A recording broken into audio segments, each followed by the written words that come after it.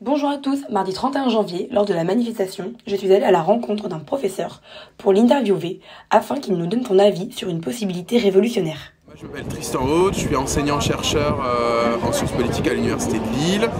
Je travaille sur la participation politique et notamment sur à la fois le vote et les rapports des salariés au syndicat. Et j'ai fait une thèse en sciences politiques avant un master de recherche à l'Université de Lille. Quelques jours plus tard, nous avons poursuivi l'interview dans son bureau avec des questions plus spécifiques.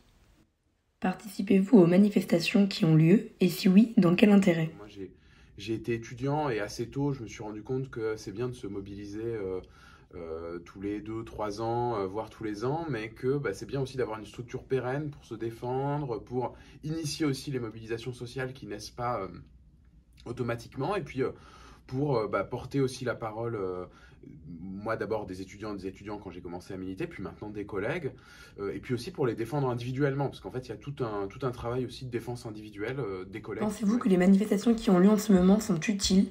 Pensez-vous qu'elles sont efficaces et que le gouvernement en tient compte ? De Villepin en 2006 avait dit « J'entends ceux qui manifestent, mais j'entends aussi ceux qui ne manifestent pas ». Il n'empêche que, par exemple, De Villepin, il a reculé sur le contrat première embauche en 2006. Donc on peut voir aussi ce côté, ça pousse le gouvernement à affirmer cette idée qu'il ne bougera pas.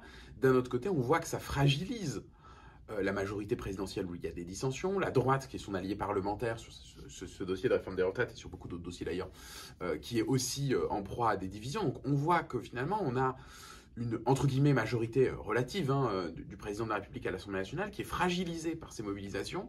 Donc on peut penser qu'être nombreux dans la rue, ça a un impact. Pensez-vous que la forme des manifestations actuelles doit changer pour pencher vers un aspect qui ferait plus peur au gouvernement ? Cela est-il possible ? Je ne sais pas si ce serait possible parce que le rapport sans doute à la violence sociale aussi qui existait, qui se visibilisait beaucoup plus à l'époque. Je ne dis pas qu'elle est moins forte aujourd'hui, je dis qu'elle était plus visible à l'époque. Ça rendait finalement la question du rapport à la violence pas encore tranchée. L'anarcho-syndicalisme, il prospère dans un second 19e siècle où on est encore finalement dans la mémoire très récente des dernières révolutions du 19e siècle. En France, vous suscitez de la visibilité, mais vous suscitez du clivage, vous suscitez de l'opposition. Et on voit quand même dans les enquêtes d'opinion que, même si par exemple il y a un soutien assez massif à la mobilisation, on voit assez régulièrement que ce soutien il est ambivalent et que tout autant d'ailleurs que les grèves massives dans les transports en commun qui paralysent le pays, ce qui rend les grèves particulièrement efficaces par ailleurs, peuvent susciter des opinions un peu plus défavorables, évidemment l'usage de modes d'action violents va susciter une opposition assez ferme. Vouloir par exemple des actions radicales au sein de la manifestation, c'est risquer de rompre avec l'idée d'une manifestation qui se veut la plus large, la plus inclusive possible, etc. Moi je suis plutôt partisan de... Si on veut jouer le nombre en manifestation, évidemment, les actions violentes, elles peuvent faire fuir des gens et elles ont peu d'intérêt. Les groupes souhaitant davantage agir par la force pourraient-ils s'apparenter au mouvement des anarchistes ? L'anarchisme, c'est avant tout une idéologie politique, une conception du rapport à l'État, pour faire simple, qui va irriguer historiquement le mouvement social et notamment le mouvement ouvrier, en fait.